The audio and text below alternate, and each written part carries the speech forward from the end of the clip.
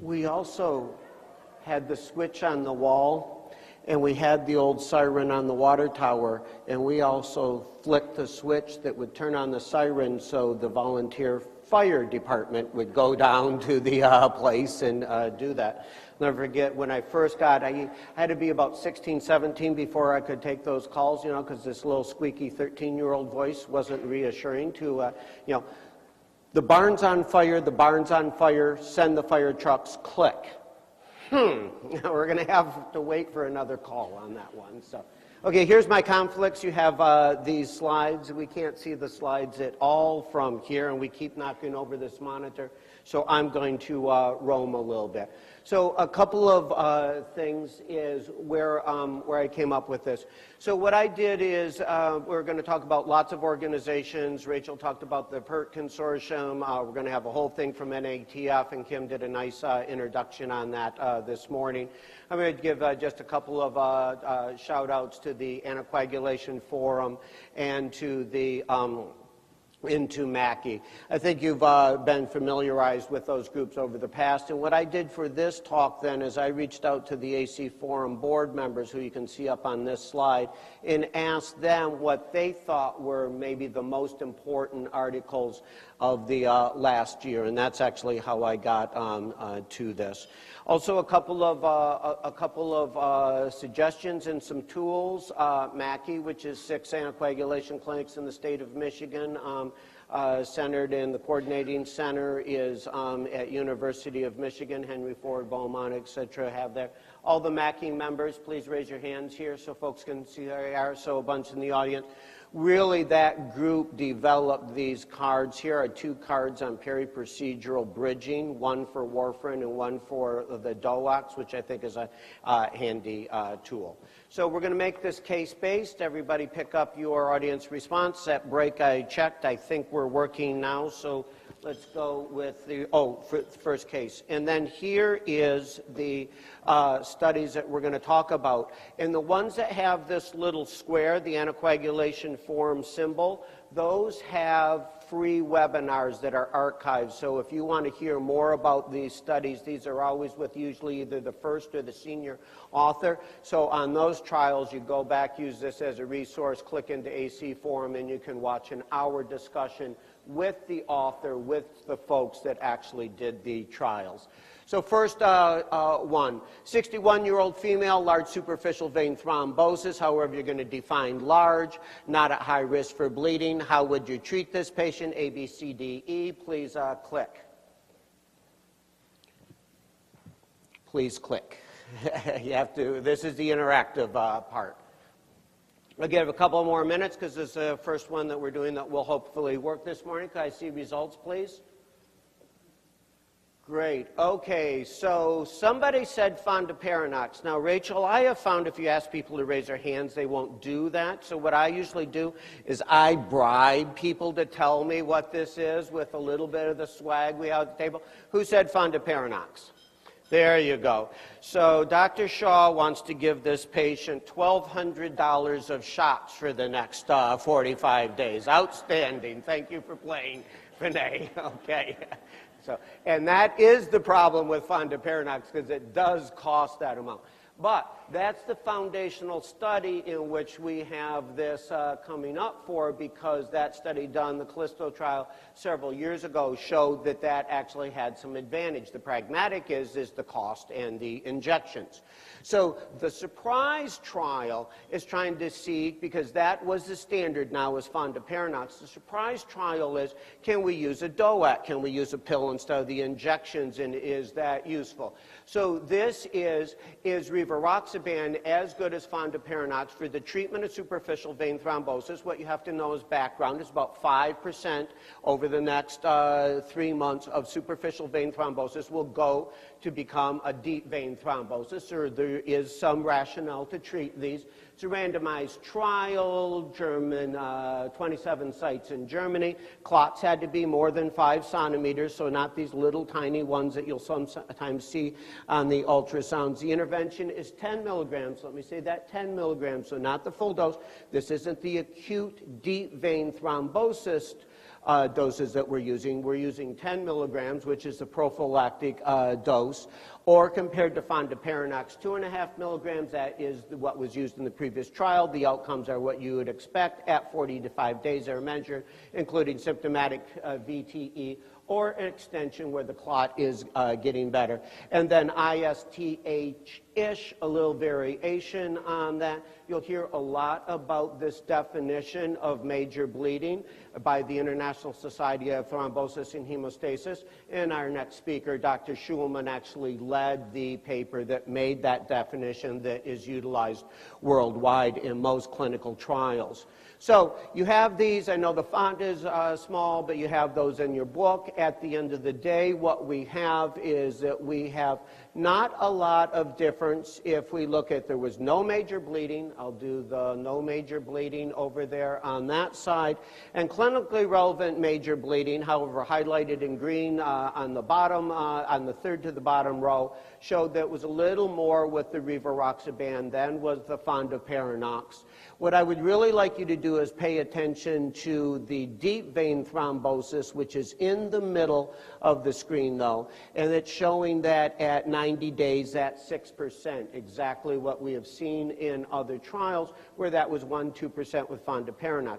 So I think what you have to do here is if you have a big clot, and particularly clinically where I treat these superficial vein thromboses, is sometimes I'll get a call from the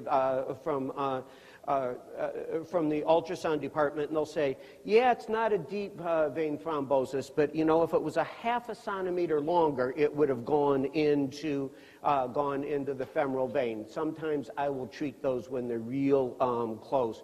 And I think that rivaroxaban now from this trial makes sense, or fondaparinux, although pragmatically, as Vinay knows, very hard to get that approved by insurance companies.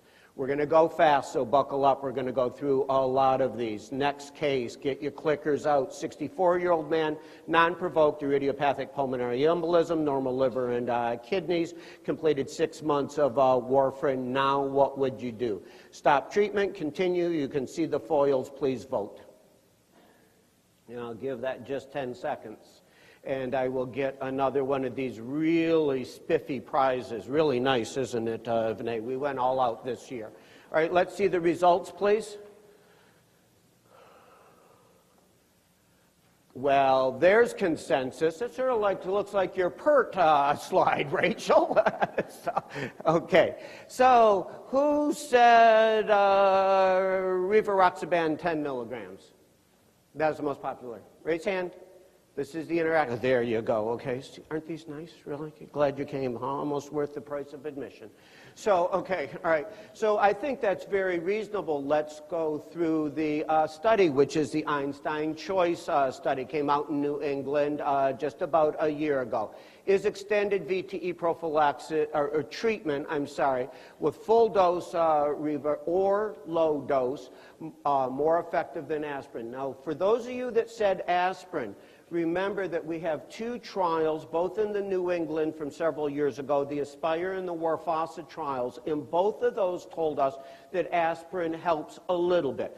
33% relative risk reduction, but when we know, at least using full dose, either apixaban, dabigatran, or rivaroxaban, all of those have already been studied in previous trials and tells us that we get about an 80% reduction in recurrence.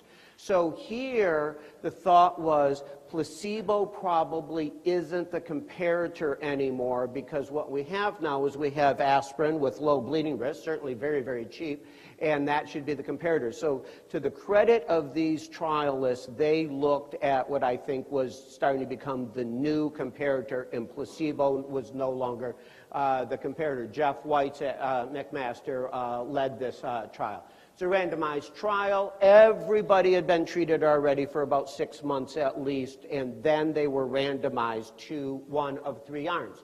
Either 20 milligrams rivaroxaban, that's the normal, that's what we do after the first 3 weeks, or low dose, prophylactic dose of 10 milligrams, and aspirin, as I've talked about, was the comparator. 100 milligrams, because this is a global trial, you could extrapolate that to 81 milligrams in the United States. And the outcome was symptomatic VTE, symptomatic, and ISTH, major bleeding. Here are the Kaplan-Meier curves. What you can see at a year is the recurrence rates on aspirin was 4%, about what we would expect. And we dropped that down to 1.5 and 2, 1.5 and 1.2% with either full dose or low dose rivaroxaban. If we look at major bleeding, you can see also that a little bit, but I'll emphasize a little bit, those are 0.3, 0.4, and 0.5 of 1%, half of 1% with that. So there was a little bit of trend. If we look at major plus clinically relevant non-major bleeding, a little less with the low dose rivaroxaban than the high dose. So lots of efficacy, very little price to pay on bleeding, and I think this is really sort of telling us now that aspirin probably isn't a choice or should be your last choice, but you should probably be looking at extended treatment with, at least compared to aspirin, rivaroxaban. Now I will mention we also have a trial called the Amplify Extension trial with apixaban, and in that trial, it was also comparing the usual dose, 5 twice a day versus 2.5. I'm not showing that because that was published a couple of years ago, I think in 2015, and my task was 2017 papers, and we see similar things. So I think we can look at that. Now, I'll caution you, though, before you go and move completely to the low-dose option, after 3 to 6 months, the package inserts say 6 months after full dose treatment, if you will. And it was a trend, at least in the Amplify Extension trial, to have more recurrent PE with the low versus the full dose. And there's some inkling in a quote that I saw from Tom Ortel from the ASH meeting in December, who is leading the American Society of Hematology guidelines. The American College of Chest Physicians, the one that many of us grew up with forever with those guidelines, is now coming out in pieces where we're going to get, I think, a series of 7 or 8 guidelines in this space are coming out from the American Society of Hematology this year. They're going to pop out in pieces, but probably all be out by the end of the year. So look for those, and there's an inkling that they might not say low dose, they might say full or low dose, but stay tuned for that, and I'm prepping you for those guidelines that will be coming very soon. Okay, let's go to reversal. Okay, so first of all,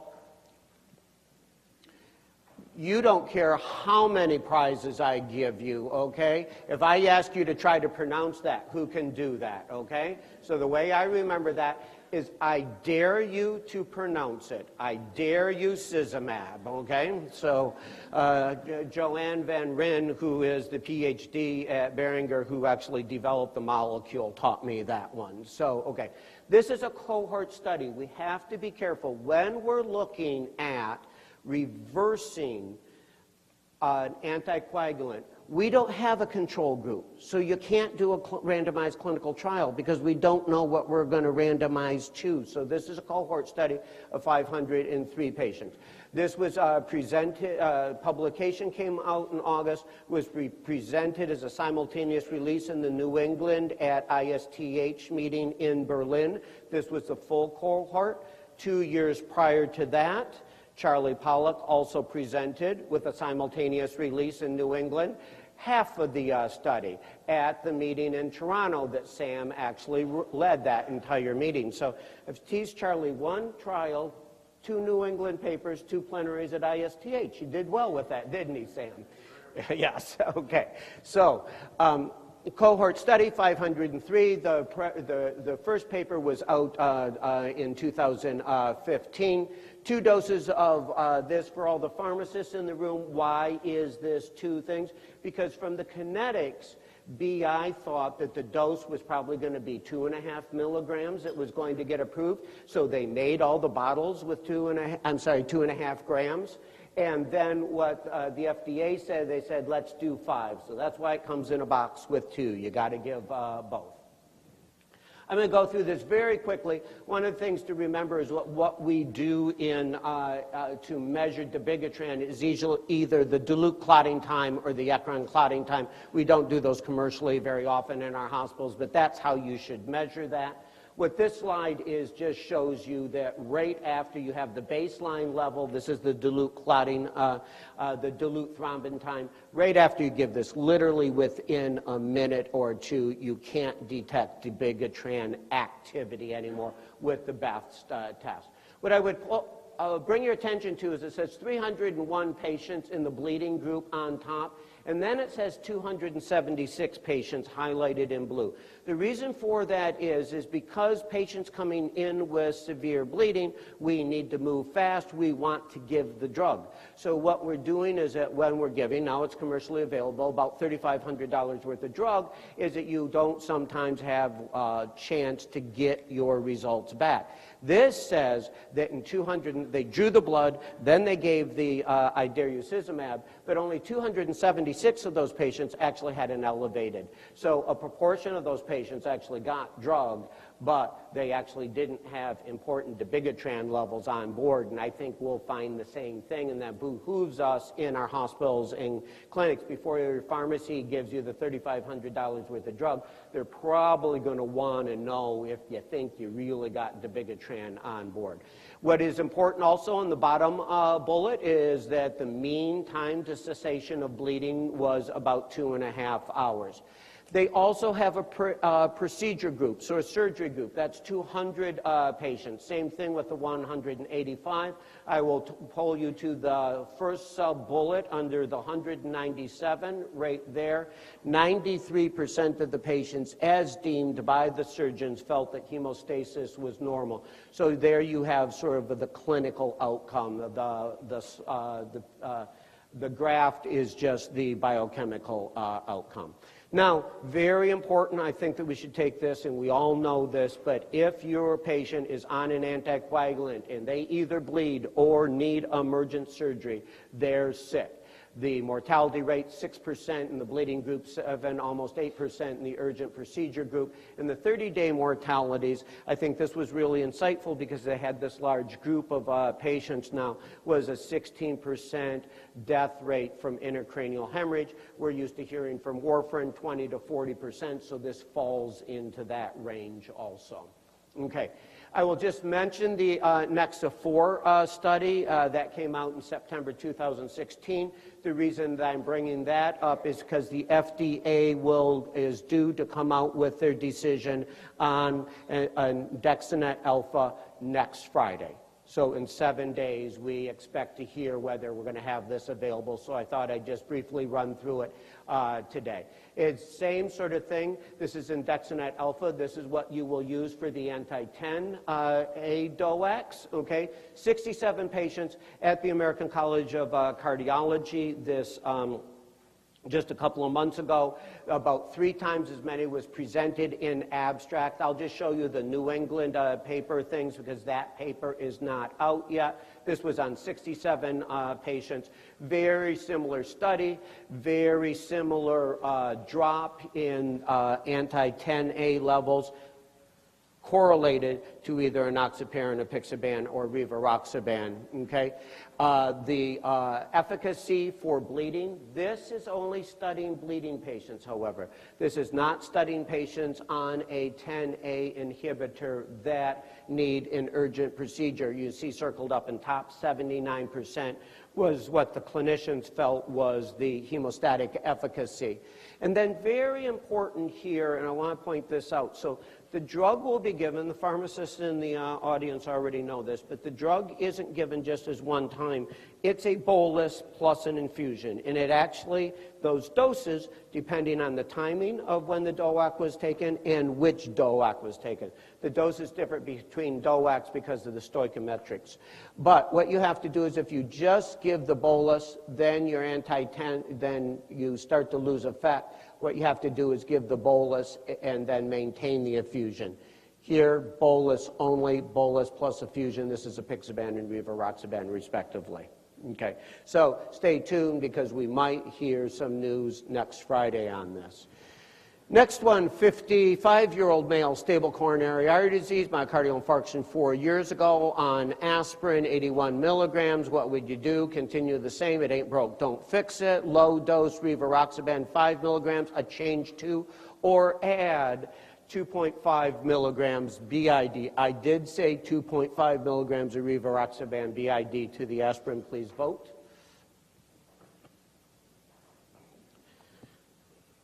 Let me come over here with the prize. Can we see results, please? Go back. Results again. Okay. Who wants to do 2.5 BID of rivaroxaban? Raise that. Okay, great. This actually really isn't that way. We went, all the faculty, we had a fun thing. I took a page out of Sam Goldhaber's book and tried to add some fun and some networking. So we went to the Ford Rouge plant yesterday. It was a fascinating tour if you haven't done that. We were going to give you a new Ford F-150 pickup, but we didn't have the budget. Okay, so, all right. So, how are you going to give that 2.5? You just have them get a 10 milligram tablet and lick it a couple of times and say it's close enough, okay? So first of all, let me tell you that we don't have a 2.5 milligram tablet, and you can't split the other ones, okay? So it's not available, but I think an interesting study and really starting to move as a paradigm shift. So the question really is, can we add an anticoagulant to antiplatelet therapy for secondary prevention? So these are patients that already have coronary artery disease, peripheral vascular disease, or previous stroke. So the arteries are already diseased. So we're in the secondary prevention process now. Will that work? So this is sort of paradigm shifting type of trial. This is a randomized double-blind global trial. The patients, as I just described, the interventions are just the foils that I gave you, and the efficacy is what we call MACE-3, major adverse cardiac events, composite of cardiovascular death, stroke, or myocardial infarction. Now, I will tell you, however, this cardiovascular death, many folks in the, several of the speakers in the room have sat on adjudication committees. You know, the patient is, died. Did they die from bleeding? Did they die from a heart attack? Sometimes that's a little hard to figure out, but that's part of this composite, a very standard composite, or modified ISTH, major bleeding. The time frame was up to 23 months, and it was stopped early because of efficacy. So here's the Kaplan-Meier curves. So what you can see on top is aspirin, higher is worse. These are event rates. Rivaroxaban alone is in the middle, and then the very low dose rivaroxaban twice a day. Remember, a lot of people say, oh, rivaroxaban once a day. This is twice a day, very low dose rivaroxaban in addition to aspirin, and you can see the curves. So Steve Borzak, who's a cardiologist at Henry Ford many years ago, wrote this, and I like how ACP Journal Club will put these into really graphic form and really do the conversions to tell us number needed to treat or number needed to harm. So let me point out something here. So that composite, we're only going to compare the low-dose Riva twice a day plus aspirin. Number needed to treat means circled in blue on top for every 79 patients. You will save one of those events. And then, because we're adding an anticoagulant on top of aspirin compared to aspirin, you expect more bleeding, and we did, and that means 79. So what this really means is you will trade an event here for an event here. So now you got to say, well, do I want a stroke or an MI, or do I want a major bleed? And some of us would pick the major bleed, probably. We certainly do that all the time. We make that argument in atrial fibrillation, but it's a one-to-one trade-off. I think the news is in the middle, the 137 circled in black, okay? That showed that there was a reduction in all-cause mortality. You know, that's a secondary outcome, a pre-planned secondary outcome. But what I see this is really saying that we're always looking for how can we decrease death from these, from this major a quarter of all humans will die from cardiovascular disease, okay? So it's kind of a big deal from a public health standpoint. So stay tuned because we have maybe a paradigm shift here in secondary prevention. Okay, so 71-year-old AFib, new PCI with a stent. How would you treat? Lots of different things. I got triple and dual therapies, allowed ones. For some folks that don't remember, a P2Y12 inhibitor is either clopidogrel, Plavix, prasugrel, or ticagrelor. I'll give you a couple of moments. Please vote. The more votes we get, the more information we get on how we're doing. Okay, remember those. We're going to go to the next slide because these foils were too long. And can we see the results, please? And results? Oh. Huh. Okie dokie. Huh. Okay. The odds. Okay, so for all of those folks that say, I'm not going to hand out a prize with this, I'm not sure how to interpret this, but I thought that having triple therapy was a bad thing. So let's take a look at what we are. So these are the patients that have to know. They have AFib. We know they have to be on an anticoagulant. We know that dual antiplatelet therapy doesn't work as well as that. We have that from the active W trial. So we know that we can't do that. So what do we do? And we also all know that if you give 2 antiplatelets and an anticoagulant, the bleeding is horrendous. So I'm going to point this out, and we're going to talk about 2 trials. One was October 2017, and I figured December 22nd, 2016 was close enough to beat my title of what happened in 2017. So let's do these. So we have 2 trials. Both of these trials are really trying to ask the question is, can we drop the aspirin?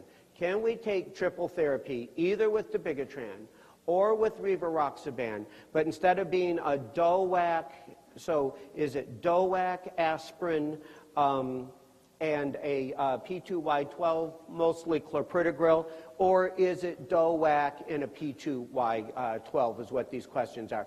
So here is the editorial. This is a big one. So John just said that this meta-analysis was just done last night.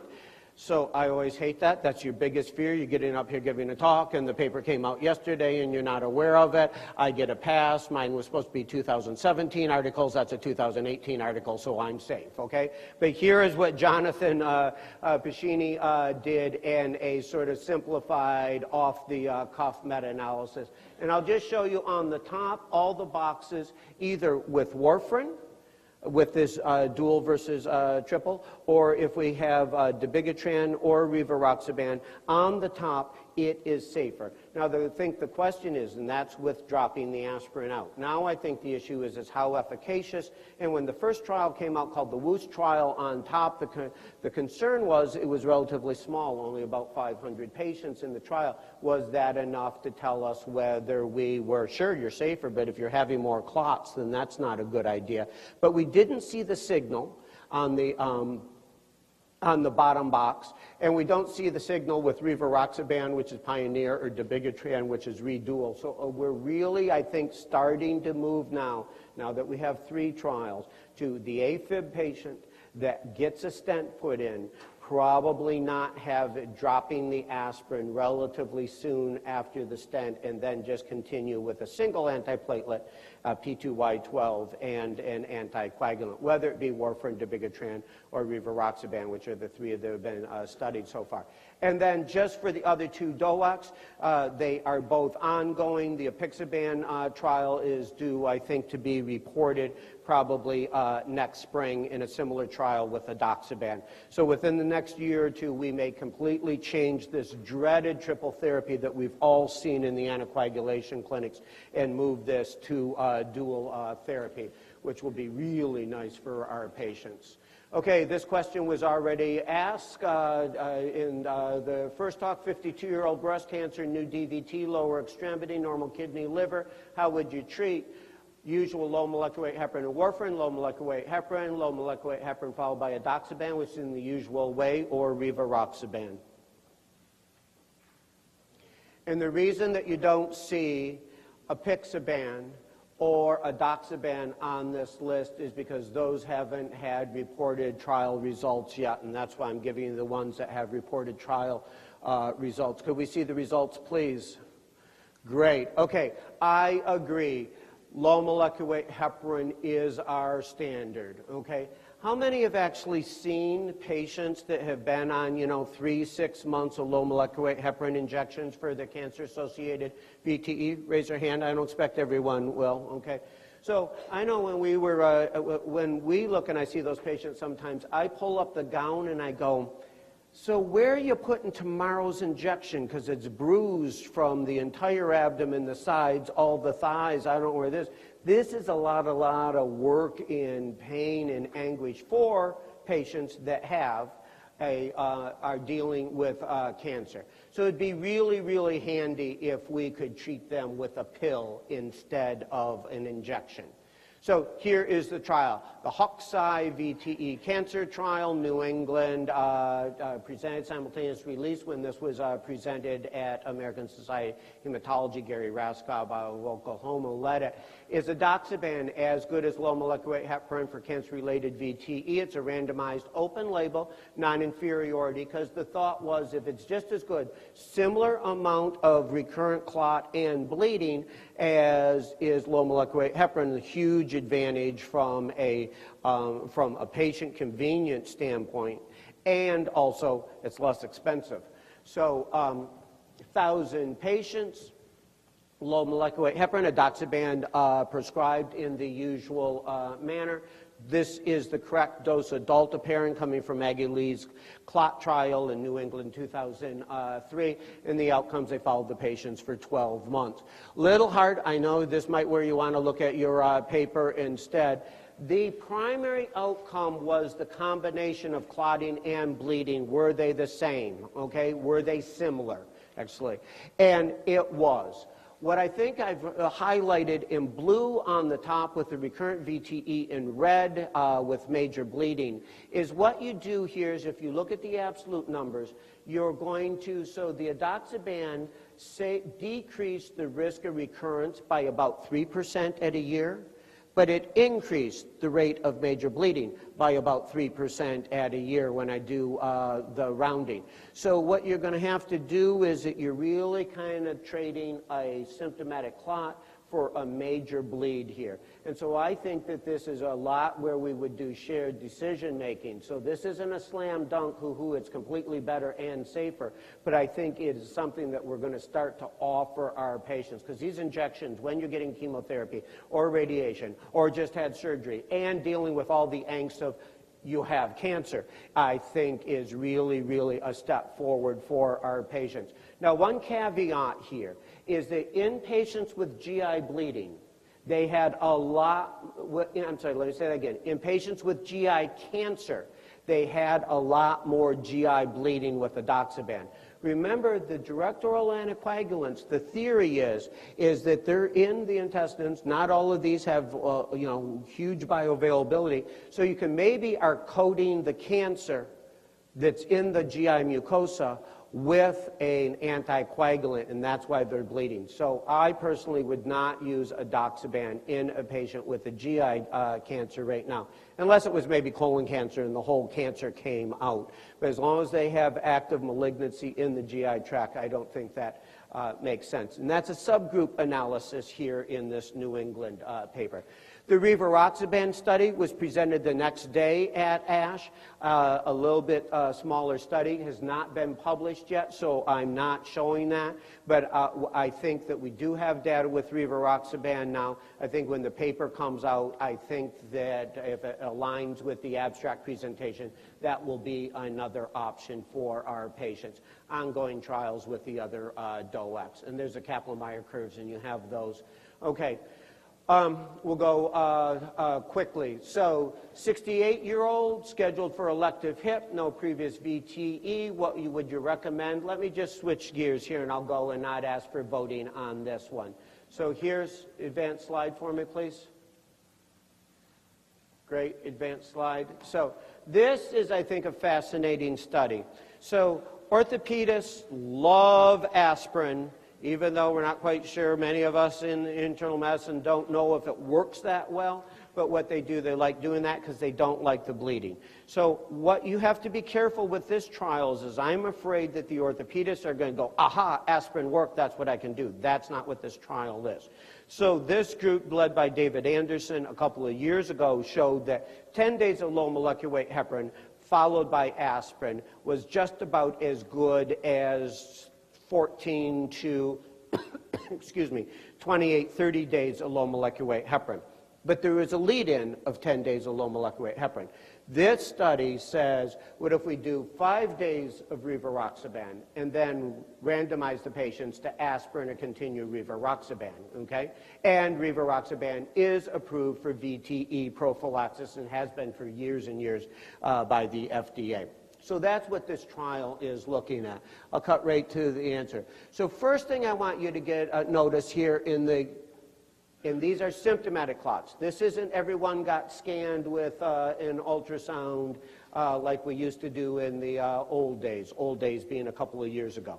This is symptomatic, these are symptomatic clots. Look at the very low rates. I think for the internal medicine community, we've always said, oh my goodness, aspirin, you'll have 20, 30% clot rates. Those are what you would find on an ultrasound in an asymptomatic leg. These are the clinical clots that are important, okay? So very low rates in essentially no difference, and with major, or for that matter, even any bleeding. So I think we're actually taking this study now, and we think that we've maybe gotten the sweet spot of not a lot of anticoagulation and stuff, and are going to start to talk to our orthopedic group. Most of them, what they use is that they use aspirin just alone and see if they just can't do 5 days of rivaroxaban and then follow by aspirin. We think that that's sensible. We think that that's fairly inexpensive. We think that that's operational, and we have that meeting coming up pretty soon. Okay, last one. The APEX trial, and I do want to see a vote here. 76-year-old hospitalized for heart failure, ready for discharge on day 5. The ED did a D-dimer because they do D-dimers before they get your insurance information. Okay, and then would you prescribe extended VTE prophylaxis, yes or no? We all know that there are a group of patients that are really high risk. You can't breathe, your legs are swollen, you're not moving, you're in the hospital. Boy, the Joint Commission would come down on you if you weren't giving them prophylaxis. We send them home, they can't breathe, their legs are swollen, they're sitting on the couch, and we don't do anything. Okay, let me see the answers, please. Okay, yeah, so I was going to ask anyone that said yes, have you ever done it? Has anyone actually ever done this? Let me see a show of hands. Yeah, me neither. Okay, so although we think there's a group of patients that need this. So here's the APEX trial. Another, I think, paradigm-shifting trial or potential to do that. The question is basically, should we do extended VTE prophylaxis, a randomized double-blind trial? It's with betrixaban. May you remember now we have 5 DOACs. This is the newest one, approved late last year. It's only indicated for this scenario. It is not a non-valvular atrial fibrillation or acute VTE treatment drug, okay? Patients were in the hospital for at least 4 days. It's a little bit of a complex trial because the protocol changed the third way through. I'll try to walk through just a few of the details so we can stay somewhat on time. The intervention, those are the usual betrixaban doses, just like all DOACs. It uses a P-glycoprotein efflux transporter system. So if a patient was on a PGP inhibitor, the dose was halved. If there was a renal dysfunction, the dose was halved for the enoxaparin, and the efficacy was asymptomatic. Most all patients got screened for VTE, and the safety was ISTH major bleeding. Okay. Very complex slide, but there are 3 cohorts. I'm going to, for sake of time, bring us over to the slide on the right, which is the overall population, because this is the population that the FDA looked at for approval. So what we see is the primary efficacy endpoint highlighted in the first circle on the left. There was improvement, so we decreased, but many of these clots were asymptomatic clots because most patients got ultrasound. So I think what is the really important point is if we go down to the very bottom over on the right, the one circled at 0.04 for the p-value, and what there was is there was a reduction in symptomatic clots, which is why we were trying to think about the extended prophylaxis. Now, as another caveat, in the trial, the betrixaban, the oral DOAC, was actually started during the hospital. So there was also some patients then that were getting a pill while they were in the hospital instead of a shot while they were in the hospital. Okay. If we then look at major bleeding, there was no difference in major bleeding. That's the, and let's go down to the third down p-values, because this is in the overall population, the one in which the FDA approved. And what we have is major bleeding, no difference at 0.55. There was, however, a difference when we look at major plus clinically relevant major bleeding. So like almost every trial we've ever seen in anticoagulation, if you're going to decrease clots, you're going to have a price to pay with some bleeding. But I think what is encouraging here, at least, is that price wasn't paid in major bleeding. Okay, so I've gone through, those were the trials that we thought were important from AC Forum, and I will stop there and I'll take questions during our panel discussion. Thank you very much.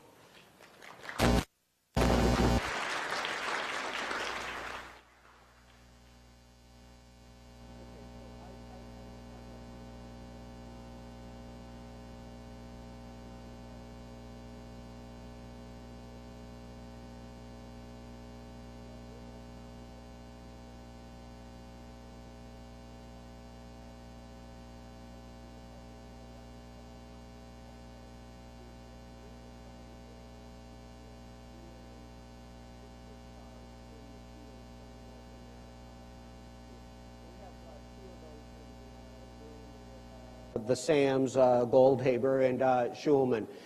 So I'll just pick a couple. We decided that we weren't going to do this long litany of where folks graduated and stuff, but how many folks treat recurrent proximal VTE indefinitely? Raise your hand. Recurrent proximal.